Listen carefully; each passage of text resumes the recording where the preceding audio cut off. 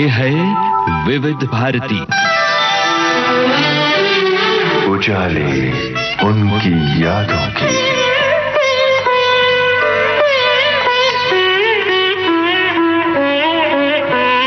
उजाले उनकी यादों की।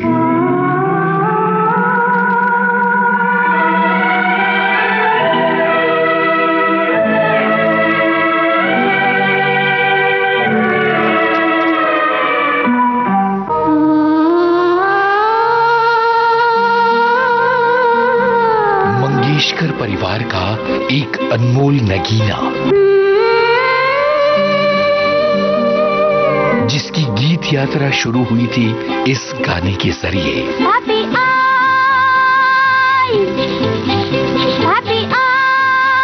उनकी गायकी में शब्द जैसे खिल खिल पड़ते हैं। आज हर दर्द भुला दो किसी पागल की तरह। अपनी दीदी को याद करते उनकी जबान नहीं थकती। चपलम चपलाई रे दुनिया को छोड़ तेरी गली आई रे आई रे आई रे। वो दुनिया को छोड़ तेरी गली आई रे। उन्होंने न जाने कितनी भाषाओं में अनेक गाने गाए।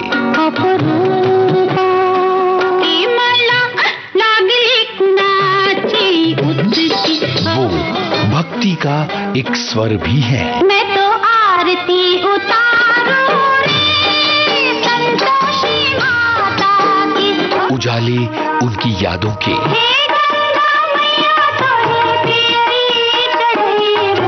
इस कार्यक्रम में जानी मानी गायिका उषा मंगेशकर,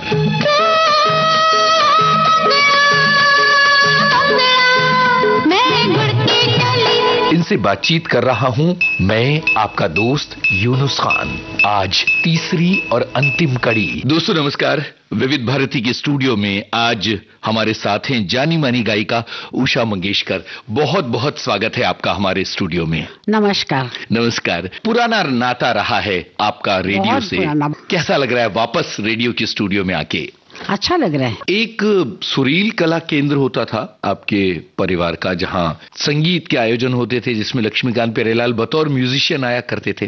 हाँ, पहले काम करते थे। वो थोड़ा थोड़ा होता था, जाने लक्ष्मी प्यारे बहुत छोटा था। जी जी। वो सीख रहा था उसके फादर के पास। तो सब छोटे बच्चों का ऑर्केस्ट्रा हम लोगों ने तय किया, मतलब लक्ष्मीकांत और हृदयनाथ ने। हृदयनाथ और लक्ष्मीकांत उम्र में शायद बराबरी के थे या थोड़ा बड़ा था लक्ष्मीकांत जी। तो प्यारेलाल, उसका छोटा भाई गणेश, उसका छोटा भाई आनंद, उसका छोटा भाई गोरख। अरे बाप रे, ये सभी लोग आए? हाँ, सभी थे। गोरख बहुत छोटा था, सो जाता था। उस वक्त वो गिटार नहीं बजाते होंगे और बाकी सब वायलिन। प्यारेलाल जी तो वायलिन ही बजाया करते थे। लक्ष्मीकांत उसका बड़ा भाई एक तबले पे और ये मैंडोलिन पे। और भी बहुत आते जाते थे, लेकिन सब छोटे छोटे ज्यादातर रखे थे। बाहर गांव में बहुत किए। अच्छा। हाँ, नागपुर, वर्धा, ये इन सब 100 प्रोग्राम किए हम लोगों ने। तो ये पार्टी बहुत लोकप्रिय थी बच्चों की?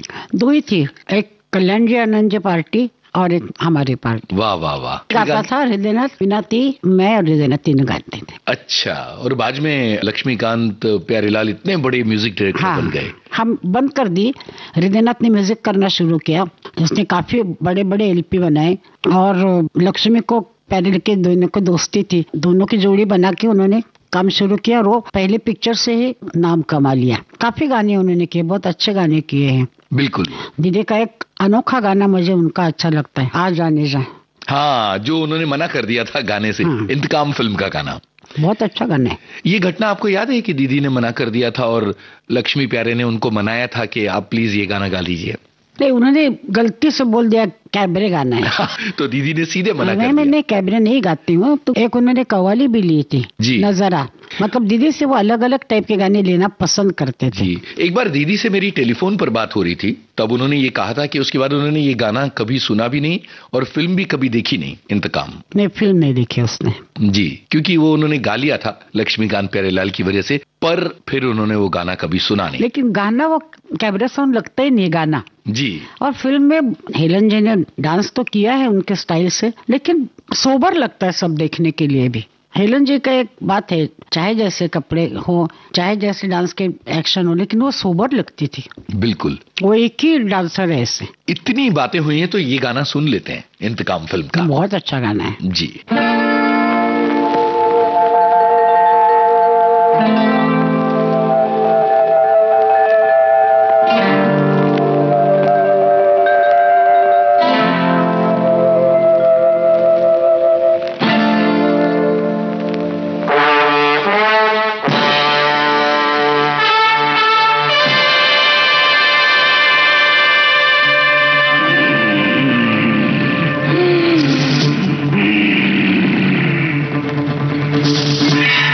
काजू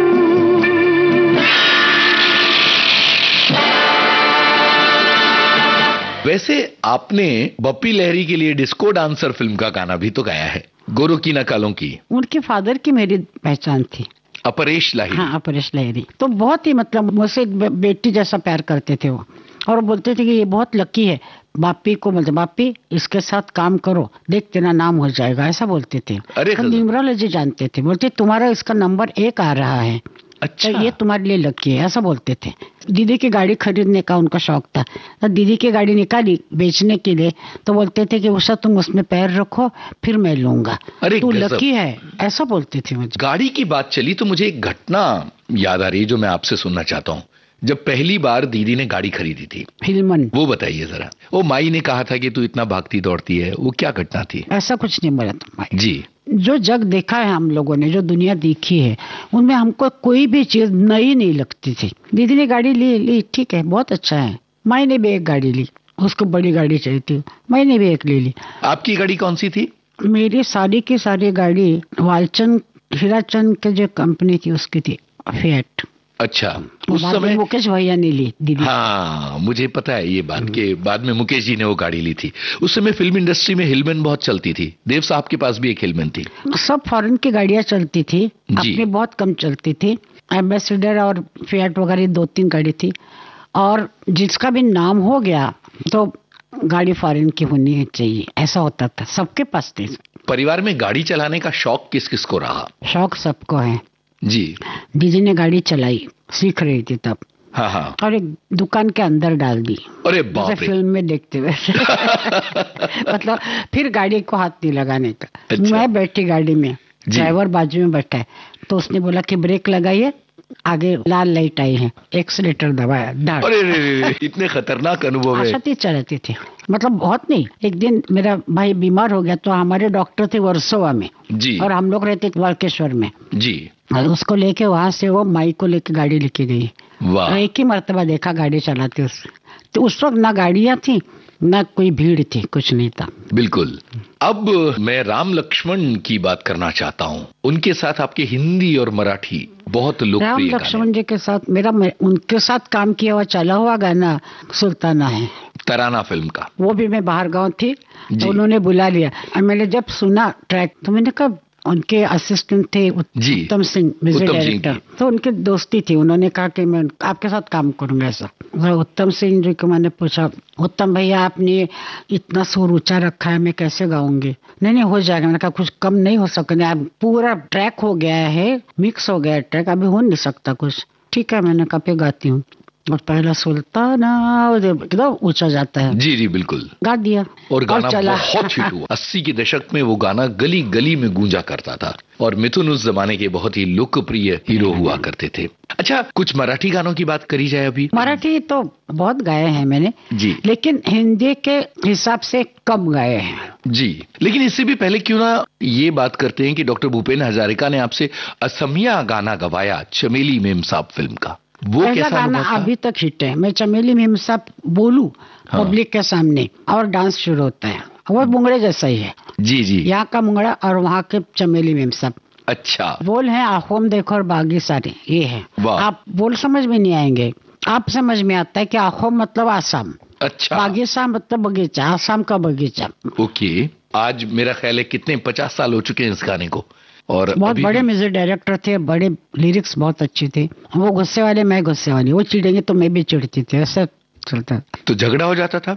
नहीं, उम्र में बहुत बड़े थे, और कलाकार में बहुत जी। अच्छे गाने बनाए उन्होंने। दीदी ने भी बहुत गाया उनके साथ। दीदी ने गाया जी। बहुत नहीं गाया, बहुत मैंने गाया सबसे ज्यादा, अच्छा, इसलिए आसाम में मेरा नाम ज्यादा है। ओके। जैसे दीदी ने रुदाली गाया, आरोप गाया, वो हिंदी में गाए, है ना। एक हाँ। फिल्म थी एक पल, दिल हुम हुम करे चला है दीदी का।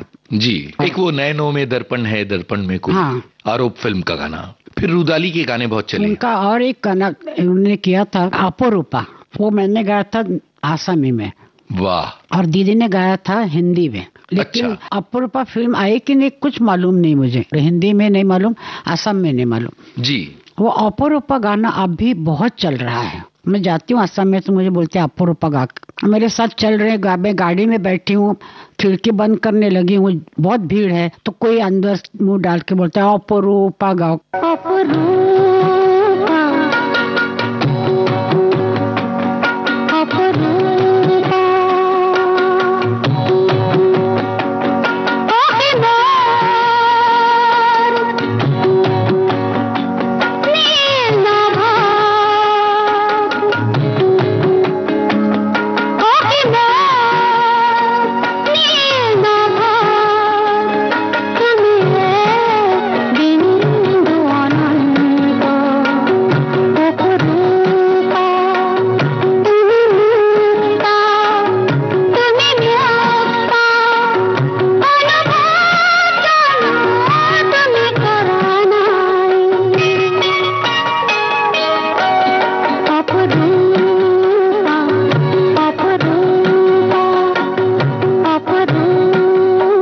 कैसे मैनेज किया आपने असमिया में गाना? मुझे उनकी ट्यूनें बहुत अच्छी लगती थी। एक फोक का जो मुझे पसंद है, जी जी, तो वहाँ का फोक उन्होंने उठाया था और फिर अपने ढंग से उसको ठीक किया था। तो उनका पहला गाना अभी भी चल रहा है, आँखों में देखो और बाकी सारे, इसको तो उनको अवार्ड मिला गवर्नमेंट का। और सेकंड मैंने गाना गाया खोज पिक्चर का, उसके बोल थे सीना की, अभी तक समझ में नहीं आया है। तो सीना की को मुझे स्टेट अवार्ड मिला जी, सेकंड सॉन्ग मेरा। उसके बाद गाती गई मैं बस। तो असमिया में भी आप बहुत ज्यादा बहुत ज्यादा। उड़िया में भी गाया आपने? उड़िया में गाया है और ज्यादातर वहाँ के भजन गाए हैं जी, काफी गाए। एक उनके बड़े म्यूजिक डायरेक्टर थे उस जमाने में, जो बड़े थे वो, उनका नाम में एकदम याद नहीं आ रहा है मुझे, लेकिन उनके काफी गाने गाए मैंने। अच्छा अच्छा। और गुजराती में प्रफुल्ल दवे के साथ आपके बहुत गाने हैं। गुजराती में आप बात ही मत कीजिए, जितनी भाषाएं हैं उससे सबसे ज्यादा गुजराती में गाए हैं मैंने जी। और बड़े लोकप्रिय हैं गाने, सब गरबे गाए हैं जी, सब रास गाए हैं प्रफुल्ल दवे के साथ। और वैलजी भाई के साथ जो मैंने गाना गाया जी, वो सबसे टॉप है, वो भी वहाँ का फोक है। ये सब फोक गाया मैंने। अचको मचको करेली, क्या बात है। अच्छा, अचको मचको करेली की कथा है कि मुझे अविनाश भाई का फोन आया, मुझे उछली बोलते थे, उछली तुमको मालूम है क्या हो रहा है? मैंने कहा क्या हो रहा है?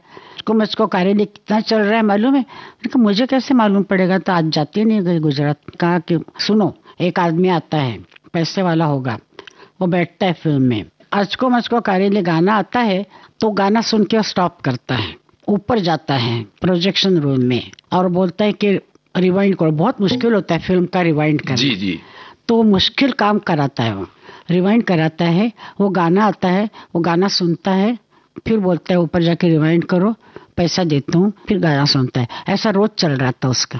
गजब। तमे किया ते गमना गोरी राज, अचको मचको कारेली। तमे किया ते गमना गोरी राज, अचको मचको कारेली। हमें गोंडल गमना गोरी रात, अचको मचको कारेली। हमें गोंडल गमना गोरी रात, अचको मचको कारेली। तमे दलडाली तो चोरी रात, अचको मचको कारेली। तमे दलडाली तो चोरी रात, अचको मचको कारेली। हथ चोरी पर सिर जोरी रात, अचको मचको कारेली। हथ चोरी पर सिर जोरी रात, अचको मचको कारेली। अच्छा, एक मेहंदी नो मने और माथे मटुकी, ये सब गुजराती के गाने इतने लोकप्रिय होते चले गए। कैसा लग रहा था आपको कि अलग अलग भाषाओं में भी आपका उत्कर्ष मुझे क्या हुआ, दीदी ने जब असमी गाना गाया ना, तब मुझे ऐसे लगा कि मुझे सब भाषा में पिकअप कर सकती हूँ जी, गाने के लिए। उसके बाद में गुजराती का एक शब्द नहीं आता है ना असमी, बिल्कुल, लेकिन गाना बराबर। दीदी का जब मैंने जोना कोरे राती आंखों मेरे माटी, मेरे सामने रिहर्सल हुआ, तो मैं बैठ के गाना याद कर लिया, अभी भी याद है मुझे। गजब। हाँ, पूरा गाना। तो वो दीदी का गाना मैंने सुना और फिर भूपेंद्र एक गाना मेरे और मीनाती के साथ रिहर्सल किया और वो गए आसाम। और वो आए तब एकदम वो ऐसे पतली और एकदम सफेद बाल वगैरह, सब काले बाल, बहुत सुंदर लग रहे थे। और जब आए वो तो मोटे हो गए हैं, बाल गए हैं, सिर पे टोपी पहनी है, इस तरह का उन्होंने देखा। फिर उन्होंने कहा कि मेरी एक पिक्चर है, तू उषा गा। इतनी मुझे खुशी हुई कि मुझे असमी गाना गाना है। क्या बात है। और ये पहला गाना मैंने गाया, आंखों में देखो और बागी सारे। वाह, क्या बात है। तो इन तमाम गानों की हमने बात की, अलग अलग भाषाओं में आपके गानों की बात की। कुछ बड़े लोकप्रिय गाने हैं मराठी में, जैसे ढगाला लागड़ी कड़ा, वो लोकप्रिय है। लेकिन इसमें आज ही मैं बात कर रही थी मेरे फ्रेंड के साथ जी, कि सब बोलते हैं कि मैंने लावणी गाई है ज्यादा जी, लेकिन लावणी फिल्म में बताई है लावणी, लेकिन वो गाने सारे के सारे लोकप्रिय हो गए हैं। बिल्कुल। पिंजरा, वी शांताराम, अच्छा, जिनका पहला गाना गाया मैंने, उनका गाना। हाँ, पिंजरा, ठीक है। तो उसकी तो गाने बहुत पूरा जिसको लावणी बोलते हैं उस पे बेस है पिक्चर का, लेकिन गाने उसके सब लोक संगीत पे जाते हैं, आज भी बहुत ज्यादा सुने जाते हैं पिंजरा के गाने। आगे चल के आपने भी तो फिल्म बनाई, प्रोड्यूस की। एक मैंने बनाई थी पौना काट सा ढूंढी, उसमें मेरा एक गाना चला था। वो भी ऐसा ही हुआ था कि जब दीदी का गाना था, मैं प्रोड्यूसर थी, दीदी मेरा गाना गा दे तो गाऊंगे, तो निकली वो। और मीनाती प्रेग्नेंट थी, उसको लड़की हुई तो लड़की को देखने हो गई, और तो उसमें बोलती ये लड़की ऐसी, इसके बाल बहुत लंबे हैं, उसके गाल ऐसे, ऐसा कुछ बोल रहे थे। तो तू आज गा दे, बाद में मैं गाऊंगी। तब डबिंग का उस वक्त बहुत चलन हुआ था। मैंने कहा ठीक है, मेरी फिल्म है, मैं गा देती हूँ। जब गाना उसने सुना तो उसने बोला ठीक है, तुमने गाया ना, अच्छा है, रहने दो। अरे वाह। वो मेरा ही गाना रहा। अच्छा। तो मेरे खुद की पिक्चर, मुझे मालूम नहीं क्या होने वाला था उसका, पिक्चर चली थोड़ी सी और गाना मेरा बहुत चला। क्या बात है। अभी भी बहुत चलता है, लेकिन उसको लावणी नाम दे दिया है। जी ठीक है, लोगों को अच्छा लगता है। बाद में जैत्रे जैत्रे बनाई आपने? जैत्रे जैत बनाई, तब मैं तो प्रोड्यूसर थी, मतलब जबरदस्ती प्रोड्यूसर बनाया गया था मुझे। ये आइडिया कहाँ से शुरू हुआ था, वहां से बताइए। फिल्म बनाने का आइडिया पहले शुरुआत क्या हुई कि मुझे कोई फिल्म बनाने का शौक नहीं, और हृदयनाथ बनाया तो मैंने बहुत रोका, मत करो मत करो। अपने पिताजी को नहीं सूट हुआ है। दीदी ने पिक्चरें बनाई लेकिन उसको कुछ मिला नहीं उसमें, 2 चली, उसके बाद और एक फिल्म थी। और तुमने बनाया, तुमको क्या मिला? 3 पिक्चरें बना के कुछ नहीं, मुझे नहीं अच्छा लगता ये, मत बनाओ। तो उसने बंद कर दिया था बाद में। तो एक लक्ष्मी करके आदमी था, डिस्ट्रीब्यूशन का, और उसका ऑफिस था, कोई प्रोडक्शन नहीं था जी, लेकिन एक ऑफिस था, और मेरे पार्टनर उसमें देख रहे थे।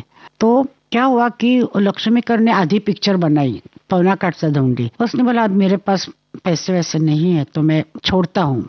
तो हृदयनाथ ने बोला कि आधी पिक्चर बनी है, तू प्रोडक्शन शुरू कर। उन्होंने कहा है भगवान क्या कर रहे हैं सब। ठीक है, मैंने करती हूँ। तो उसका नाम लक्ष्मीकर था, तुम महालक्ष्मीकर। ठीक है, महालक्ष्मी फिल्म बनाई, और मिस्टर ठाकुर थे, अनंत ठाकुर, उन्होंने डायरेक्शन किया था। पिक्चर अच्छी थी, गोनी दांडेकर जी की कहानी थी जी, और हृदयनाथ ने वो पढ़ी थी, मैंने तो पढ़ी नहीं थी। अच्छी बनी फिल्म, आर्टिस्ट बहुत अच्छे थे, गाने बहुत अच्छे थे, हृदयनाथ का म्यूजिक था। तो ये गाना मेरा चल पड़ा उसमें जी। और उस जमाने में जितना चलना चाहिए उतनी चली वो। फिर बाद में बहुत सालों के बाद फिर महालक्ष्मी चित्र पे हृदयनाथ ने कहा कि गोनी दांडेकर जी का है, अच्छी किताब है, तुम इसको करेंगे। मैंने कहा ठीक है, तू कहता है तो मैं करती हूँ। मुझे खास पसंद नहीं है लेकिन फिर भी करती हूँ। वो फिल्म बनाई। क्या होता है, म्यूजिक डायरेक्टर को प्रोड्यूसर रोकते हैं कभी, ये गाना ऐसा नहीं, हमको ऐसा चाहिए जी। अब मैं प्रोड्यूसर और हृदयनाथ म्यूजिक डायरेक्टर, मैंने उसको कुछ बोला ही नहीं, तुमको जो करना है कर।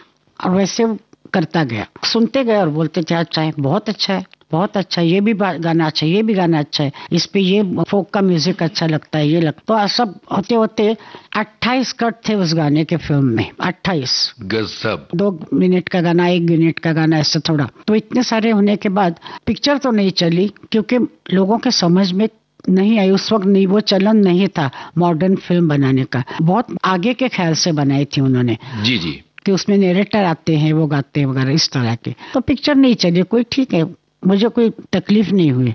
लेकिन गाने जो चल पड़े, रेडियो पे बहुत डिमांड है उसको, रेडियो में जो फिल्में देते बेचते हैं ना अपने, जी जी। तो जैत्रे जैत का बहुत बड़ा डिमांड है। बिल्कुल, और गाने बहुत चलते हैं। एक रविंद्र साठे के साथ आपका गाना था, गौरिया देहावर्ती, और इसके अलावा इस फिल्म के तो सारे गाने बड़े बहुत लोकप्रिय हैं। बहुत इस फिल्म के प्रोडक्शन से जुड़ी कोई याद, स्मिता पाटिल वगैरह से जुड़ी?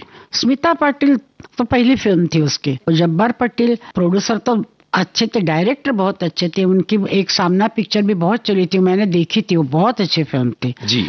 तो हृदयनाथ ने कहा कि अनोखी फिल्म है, इस पर स्टोरी छोटी है लेकिन इसको बड़ा करना है, क्योंकि वो मधुमक्खी को मारने के लिए दौड़ रहा है, क्योंकि मधुमक्खी ने उसकी आंख फोड़ी है। तो वो रानी मक्खी होती है, उसको मैं मारूंगा, ये स्टोरी का पूरा भाग है जी। और वो कोशिश करता है उसको मारने की।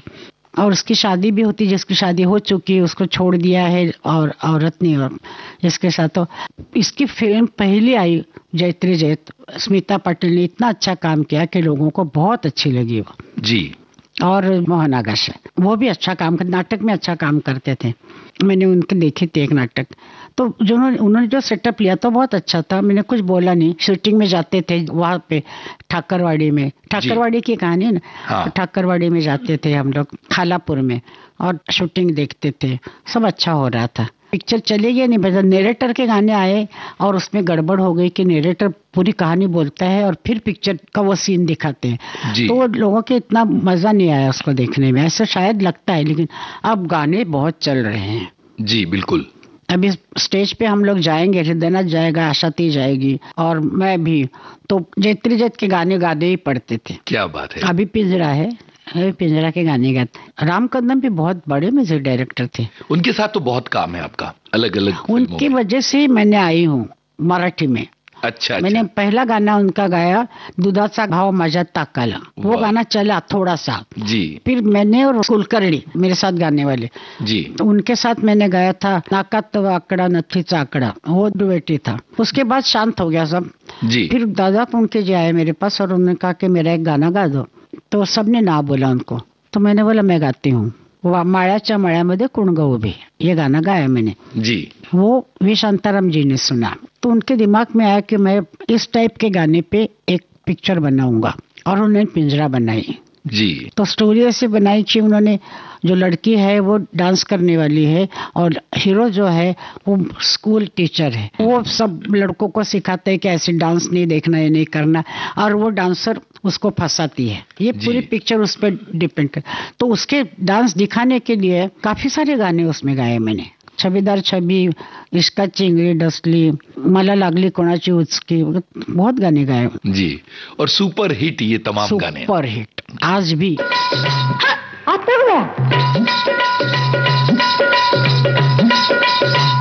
काय झालं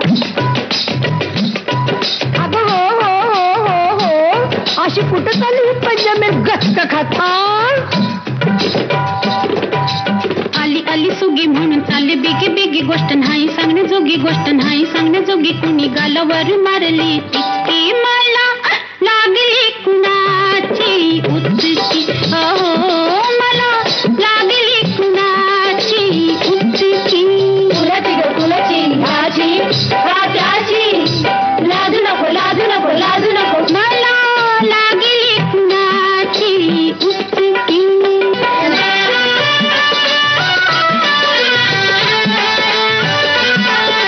अच्छा, आज जब आप पीछे मुड़ के देखती हैं और ये देखती हैं कि इस पूरी यात्रा में तीनों चारों बहनों ने अपनी अलग अलग पहचान बनाई है। दीदी तो आपके परिवार का चमकता सूर्य रही, आशा जी ने अपना एक रास्ता चुना, आपने अपना एक रास्ता चुना जो एक बहुत पक्का रास्ता था। तो अपनी पूरी यात्रा से संतुष्ट नजर आती हैं आप?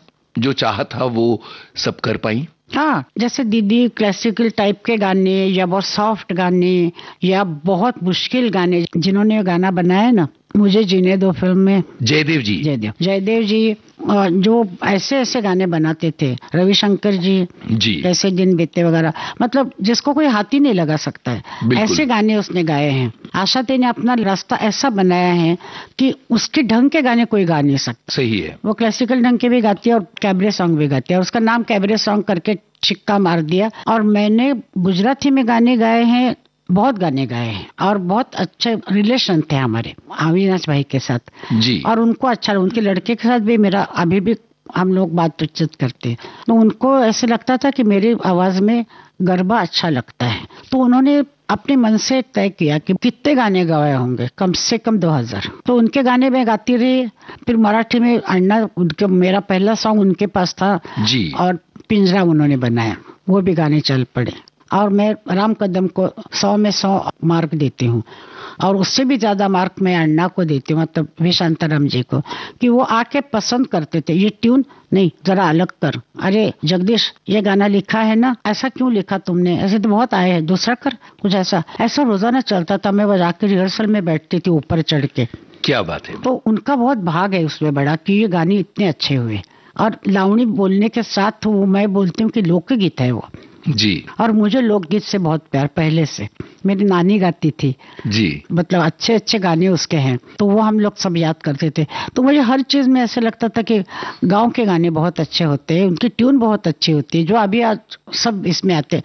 पंजाब में क्या आ रहा है, सब भंगड़ा तो गाँव के गीत वाला ही प्रकार है, तो ये सब तो मुझे अच्छे लगते थे कि ये शुरुआत कहाँ से हुई है इन सब गानों की। तो मेरे नसीब से बोलिए या मेरा आवाज उसके लिए सूट हुआ मालूम नहीं। भूपेंद्र के गाने गाए वही भाग था, ये अविनाश जी के गाने गाए मैंने, उसमें सब वही था कि सारे गरबे और रास, एक आध दूसरा भजन जी।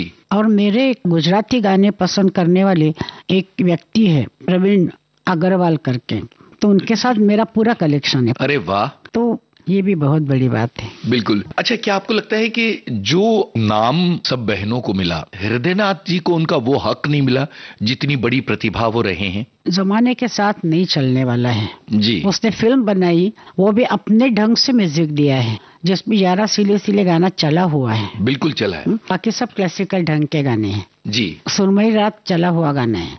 तो उसका जो ढंग है ना, वो ढंग थोड़ा मुश्किल है गाने के लिए, ऐसे लोगों को लगता है जी। लेकिन गाना स्टेज पे 11 सिले सिले बहुत चला हुआ गाना है उसका।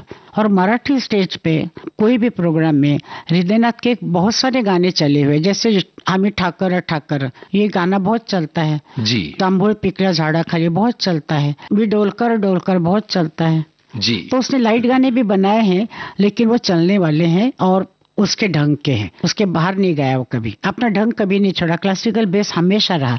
और मेरे पिताजी के गानों का बेस ज्यादा उसको अच्छा लगता था जी। तो वो सुन सुन के मीनाती से सुनना, किसी से सुन ली, उसको भी बहुत याद है और उसको याद रहते गाने। तो वो ढंग उसने छोड़ा नहीं और उसको अच्छा लगता है वही किया उसने।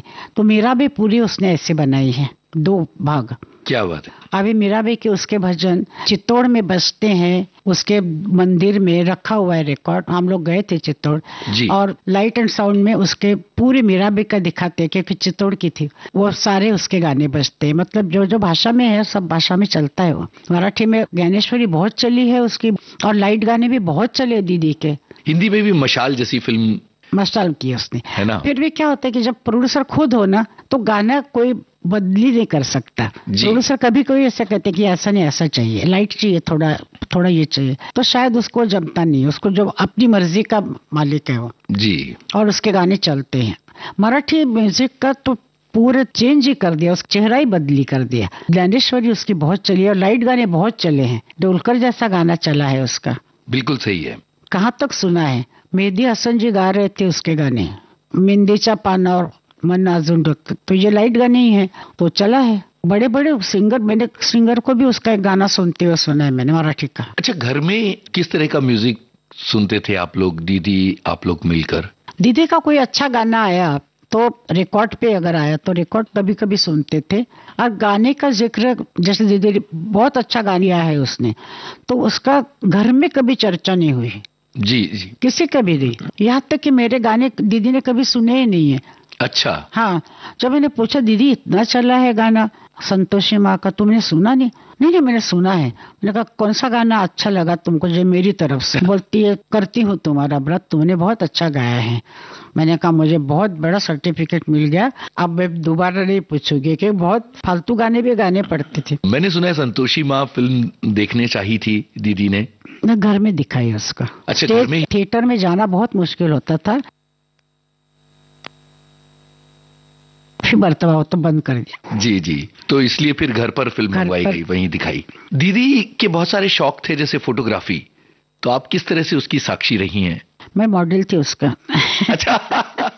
मेरे फोटो बहुत लिए हैं। मुझे बाहर के ज्यादा, लैंडस्केप ज्यादा पसंद है जी। और वो घर में बच्चों के फोटो, खास करके बच्चों के, तो हृदयनाथ के बच्चों के फोटो, मेरे फोटो, मैं जब एकदम यंग थी दूसरे घर में रहते तब मेरे फोटो, मीनाती के फोटो, कभी का दूसरा माँ का भी फोटो लिया है, हृदयनाथ के भी लिया है। लेकिन बाहर जाके अगर कश्मीर वगैरह गए तो कश्मीरी बच्चों के फोटो लेना, बाहर फॉरेन में गए तो वहाँ के छोटे छोटे बच्चे कैसे खेलते दौड़ते सब फोटो लेते थे, उसको अच्छा लगता था। हम लोग गढ़ पे जाते थे शिवाजी महाराज के, तो सारे फोटो लेते थे। वो कैमरे वाली घटना बताइए, जो गिर गया था कैमरा शिवाजी महाराज के किले से। हम लोग गए थे रायगढ़, वहाँ पे एक ऐसी ऊंची पहाड़ी है बीच में और उसका एक ऐसे एक उसका नोक बाहर निकला हुआ है, तो वहां से वो महाराज थे तब अगर किसी ने गलती की, किसी औरत को छेड़ा या कुछ किया गड़बड़, तो उसको वहां पे कड़े लोट होता था। जी जी। कि वहां से फेंक देते थे। तो नीचे छतरीपुर करके गांव है, उसके पहले ही मर जाता था आदमी, इतना ऊंचा है वो। जी जी।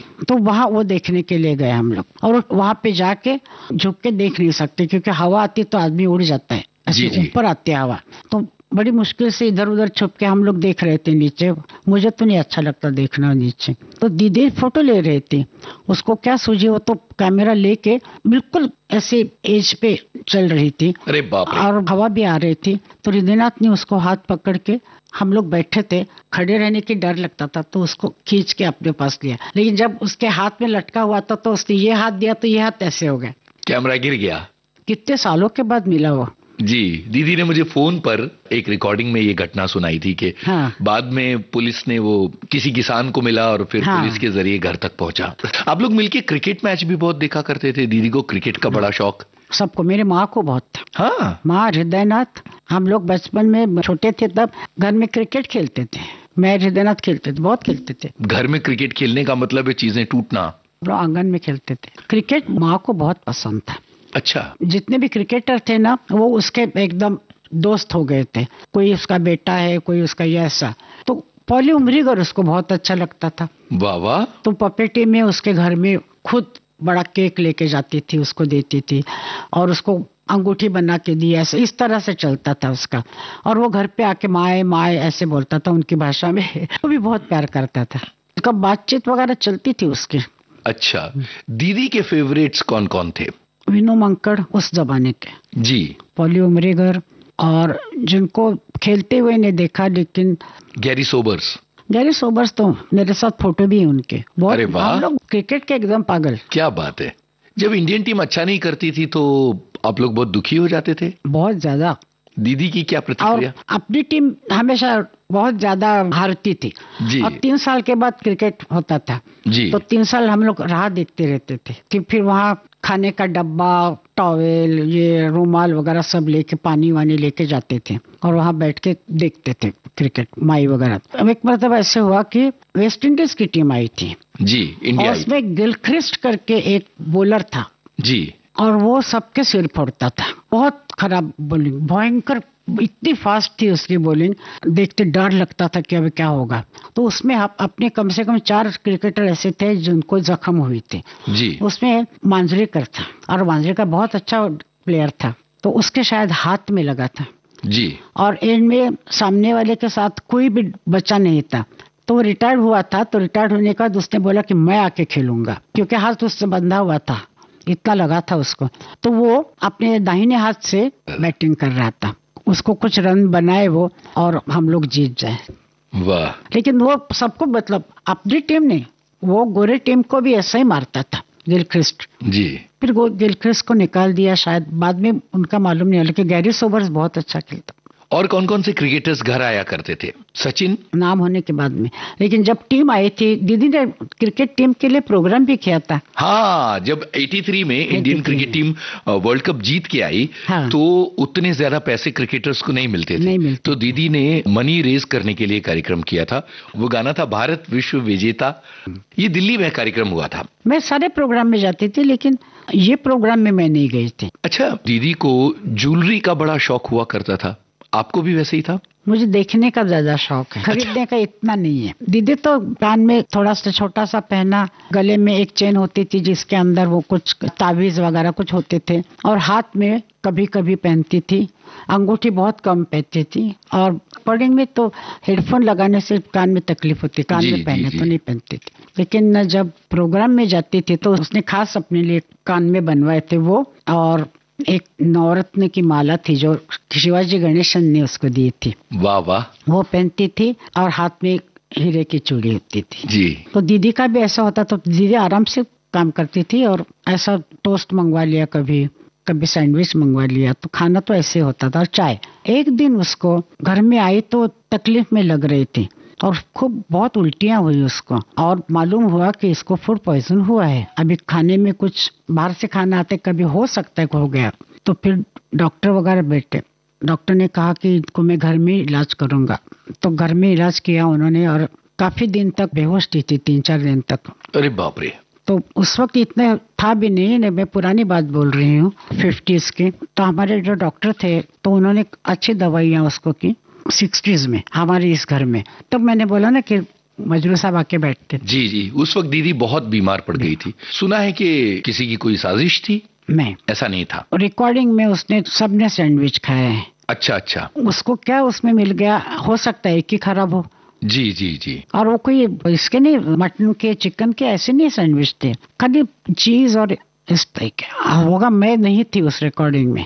बाद में जब उसको उल्टियाँ हुई तब पता लगा कि इसको पेट में कुछ ऐसी बात हुई है। जी, दीदी और दादा बर्मन के बीच की मतभेद वाली घटना याद है आपको?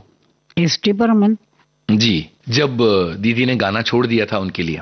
ऐसा तो दीदी का मतलब गुस्से में कर सकती थी, वो छोड़ दिया था। लेकिन ठीक है, रफी साहब के साथ भी छोड़ दिया था ऐसे ही गुस्से में, फिर हो गया ठीक, सुलह हो गई। एक और मजेदार बात है कि दीदी साड़ियां बड़ी गिफ्ट किया करती थी, अभी तक जब तक वो थी। अपने जिन लोगों को वो पसंद करती थी, कुरियर से, पोस्ट से कोई घर आए तो साड़ियां गिफ्ट किया करती थी। उसको पसंद आना चाहिए। हाँ। हिमावली अच्छी लगती है, साड़ियाँ भेजी। वहीदा रहमान बहुत अच्छा काम करती है, साड़ियाँ भेजी। ऐसे और उनके दोस्तों में और पहचान के लोगों में कोई भी घर पे औरत आए साड़ी जानी चाहिए सबको। कितनी दूर दूर तक साड़ी भेजी उसने, लंदन में। वो बहुत शौक था उसको। ऐसे सामने से ढीक लगा के बैठती थी, बोलती इसको ये देना है। अच्छा, मैं बीच में जाके बोलती थी ये साड़ी किसी को नहीं देना मुझे, मैंने ये इसको देनी है, जयपुर भेजनी है मुझे।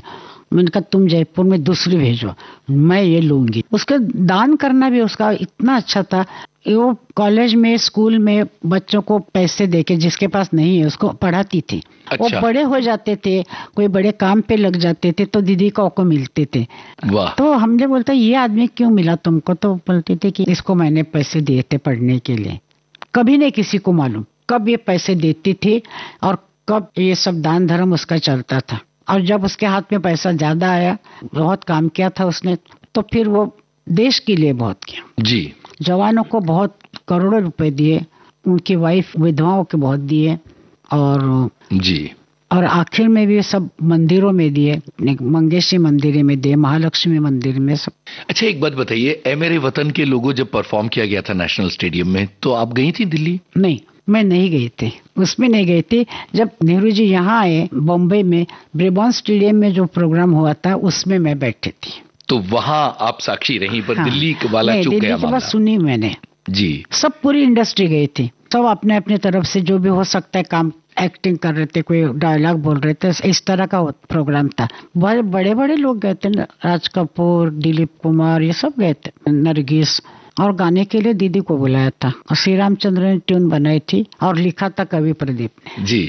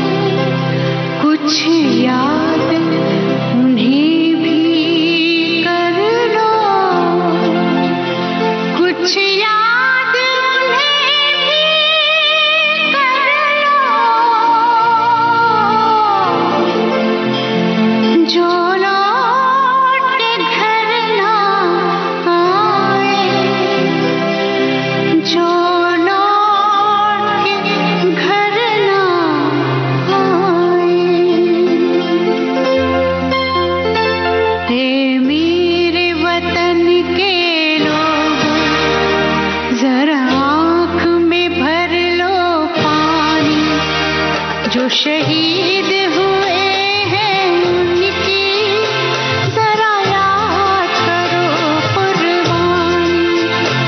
हे मेरे वतन के लोगों, जरा आँख में भर लो पानी। जो शहीद हुए हैं उनकी जरा याद करो कुर्बानी। तुम भूल न जाओ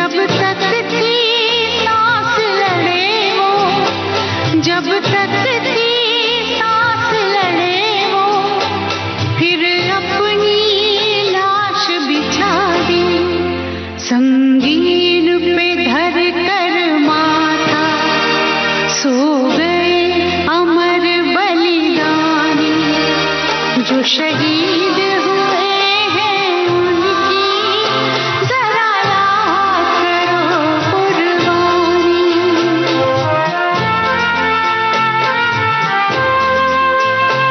जब देश में थी दीवाली वो खेल रहे थे होली, जब हम बैठे थे घरों में, जब हम बैठे थे घरों में वो झेल रहे थे गोली। थे धन्य जवान वो अपने, थी धन्य वो उनकी जवानी, जो शहीद हुए हैं उनकी जरा याद करो कुर्बानी।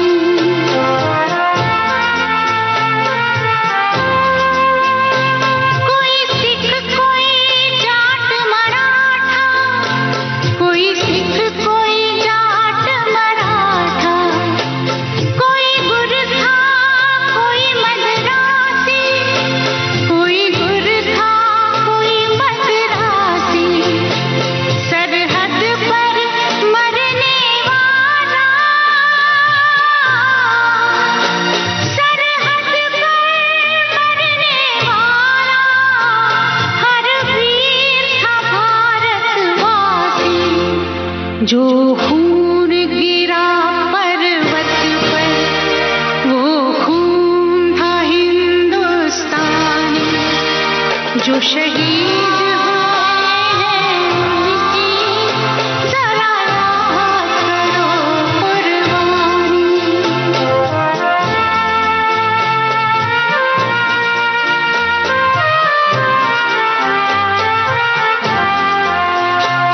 थी खून से लथपथ काया, फिर भी बंदूक उठा के 10-10 को एक ने मारा, फिर गिर गए होश गंवा के।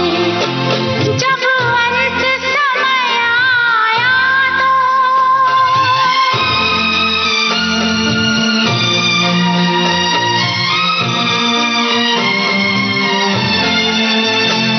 जब अंत समय आया तो कह गए कि अब मरते हैं, खुश रहना देश के प्यारों,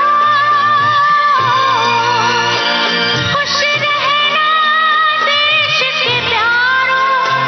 अब हम तो सफर करते हैं, अब हम तो सफर करते हैं। क्या लोग थे वो दीवाने, क्या लोग थे वो अभिमानी, जो शहीद हुए हैं उनकी जरा याद करो कुर्बानी। कभी आपको मौका मिला आर्मी के लिए चौकियों में जाके गाना गाने का, फौजियों के लिए प्रोग्राम करने का? आर्मी के लिए बोला है ये रेडियो में, विविध दो भारती की मरतबा, जयमाला विविध कार्यक्रम। भारती, हाँ, 2 मरतबा बोला है। और हम लोग का बॉर्डर पे जाना वगैरह इस तरह का हम काफी घूमी हूँ मैं। लेकिन एक बात ऐसी है कि एक आर्मी के कर्नल थे त्यागी, जी, वो थे जोधपुर में, और जोधपुर में मेरा प्रोग्राम था। उसमें मुझे कुछ गड़बड़ लगी, मुझे ठीक नहीं लगा। बहुत लोग थे और जी। मैं गा रही थी, मैं स्लो गाने गा रही थी जानबूझ के, क्योंकि कोई भी फास्ट गाना नहीं गाने का। और मैंने घर जाने की तैयारी कर रही थी, मतलब जहाँ हम लोग रहते थे। मेरे साथ शांता भी शेरके थी, कवियत्री। जी, तो एक गाने में मुझे कुछ ऐसे लगा तो मैं नाराज हो गई। डर तो लगता ही नहीं किसी चीज का ना, खड़े हो गए। मैंने कहा अब क्या समझते हैं मुझे। कर्नल बैठे थे सामने, जी, तो उनको बहुत अच्छा लगा कि औरत पे बहुत हिम्मत है। तो आके मिले मुझे, बोला मेरे घर चलो खाना खाने के लिए। तो उन्होंने मुझे बहन बोला। तब से मैं उनको राखी बांधती थी जब तक वो जिंदा थे। क्या बात है। दीदी किन किन लोगों को राखी बांधती थी? मदन जी को? मदन मोहन। और एक मर्तबा उसने राखी बांधी थी सुनील दत्त। अरे वाह। मुकेश जी को? राखी का नहीं कभी आया, लेकिन उसको भाई बोला तो मतलब भाई हमेशा। आज जब दीदी नहीं है तो कितना सूनापन है। एक ही बात बोलती हूँ मैं, एक दिया जल रहा था वो बुझ गया, अंधेरा हो गया। मेरी माँ नहीं है, मेरी दीदी नहीं है, पिताजी तो मैं छोटी थी तभी गए। तो उनका जो आसरा था ना मुझे, क्योंकि घर पूरा मैं देखती थी, तो उनको पूछे बगैर कुछ नहीं करती थी मैं। दीदी मैं ऐसे करूं, माँ जाने के बाद, दीदी मैं ये ठीक है, ये कलर ठीक है तुम्हारे सोफा के लिए, ये अच्छा है कि क्या कुछ किया, मैं सिलेक्ट करती हूँ। अगर इस तरह से बातें होती थी, इतना मतलब एक कोई भी ऐसी चीज नहीं कि दीदी को मालूम नहीं, सब बोलती थी उनको मालूम है, ये नौकर ने ऐसे ऐसे किया, क्या करूं, उसको निकाल दूं, अच्छा निकाल दो। उसको पूछे बगैर मैंने कुछ भी नहीं किया जी।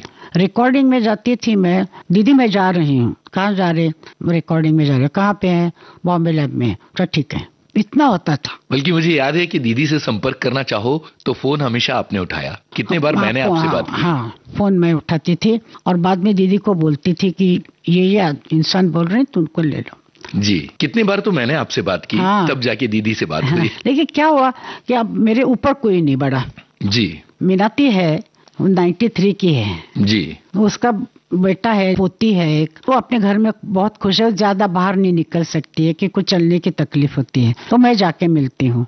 आशाती है मीनाती के बाजू की बिल्डिंग में वो है, उसको तो उसकी पोती, पोता, लड़का, बहू, बहुत बड़ा घर है, इतनी खुश है, ज्यादा बाहर निकलेगी तो शॉपिंग के लिए जाती है, उसको शॉपिंग का बड़ा शौक, बहुत। यहाँ तक कि अमेरिका से आई, वो प्लेन से उतरी, वहां से गाड़ी उसकी आई थी, वो लेके साड़ी लेने गई थी। उसकी साड़ियाँ इतनी हैं कि आरडी के घर में साड़ियाँ भरी पड़ी है, जो पुराना उनका घर था उसमें। जी। हमारे बाजू में एक मिल के फ्लैट है, वहाँ पे भी साड़ियाँ पड़ी हैं, और उसके घर में तो जगह ही नहीं रखने की। हर गाने में अलग साड़ी, हर प्रोग्राम में अलग साड़ी, हर एक रिकॉर्डिंग में साड़ी अलग, ऐसा उसके पास है। गजब। बहुत शौक है उसका, बचपन से उसको शौक है हर चीज का। अच्छा, दीदी हमेशा हर गाना उन्होंने गीतकार से अपनी राइटिंग में लिखा, बाद में ही रिकॉर्ड किया। हम लोग सब मराठी में लिखते हैं, कोई भी भाषा हो। मुझे ऐसा लगता है कि मराठी एक ही भाषा है, इसलिए कि हर भाषा जल्दी मुंह पे चढ़ सकती है, ऐसे लगता है मुझे, क्योंकि हमारे साथ हुआ है ये। तो गाना मराठी में लिखने का, उसने अंग्रेजी गाना गाया मराठी में लिख के।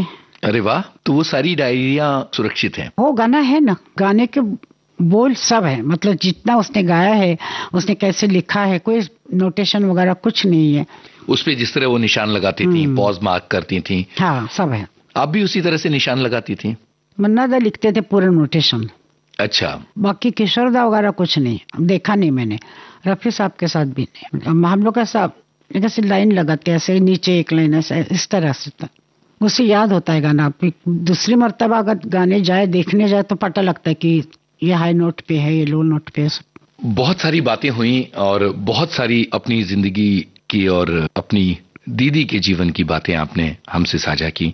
चलते चलते हमारे श्रोताओं से क्या कहना चाहेंगे आप? विविध भारती का प्रोग्राम सुनते जाएं और अपने घर में जो बड़े हैं, माँ बाप है, बड़े भाई बहन है, उनको मान दीजिए, उनका सम्मान कीजिए, क्योंकि हम लोगों ने वही किया है। हमारे पिताजी की पूजा अभी तक हमारे घर में चलती है, मेरी माँ की पूजा होती है फोटो की, और उनके फोटो के सामने खड़े होके हम लोग बोलते हैं कि हम लोग बाहर जा रहे हैं। दीदी उनके फोटो को प्रणाम किए बगैर कभी भी रिकॉर्डिंग में नहीं गई, प्रोग्राम में नहीं गई। प्रोग्राम में उसके साथ में इतना डब्बा होता था, उसके अंदर मेरे पिताजी की फोटो होती थी, मंगेश की फोटो होती थी, उसके साथ अगरबत्ती होती थी। पहले अगरबत्ती से पूजा होती थी, फिर प्रोग्राम में जाती थी हमेशा हमेशा। तो ये सब बातें मुझे लगता है कि आशीर्वाद मिलता है, तो सबने इसका फायदा उठाना चाहिए। बहुत बहुत शुक्रिया हमसे बात करने के लिए। नमस्कार। बहुत धन्यवाद। उजाले उनकी यादों के इस कार्यक्रम में जानी मानी पार्श्व गायिका उषा मंगेशकर से बातचीत का तीसरा और अंतिम भाग आपने सुना। सुल्ताना सुल्ताना मेरा नाम है सुल्ताना। इस कार्यक्रम के रिकॉर्डिंग इंजीनियर मंगेश सांगली और विविध भारती की ओर से इस कार्यक्रम को प्रस्तुत किया जुबैर खान ने।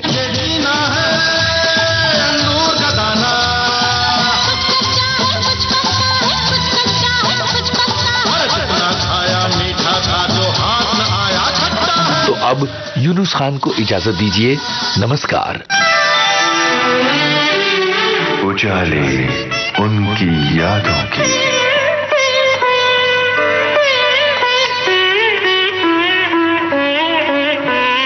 उजाले उनकी यादों की।